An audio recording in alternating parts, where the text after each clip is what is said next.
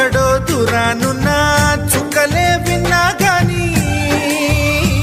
కదిలించలేదా కాస్త కూడా నీ మనసుని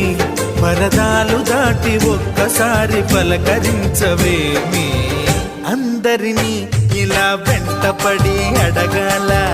సరదాగా నువ్వే ఎదురైతే సరిపోదా నిద్రపోతున్న రాత్రి నడిగా గుడికి చేరిన గువ్వల నడిగా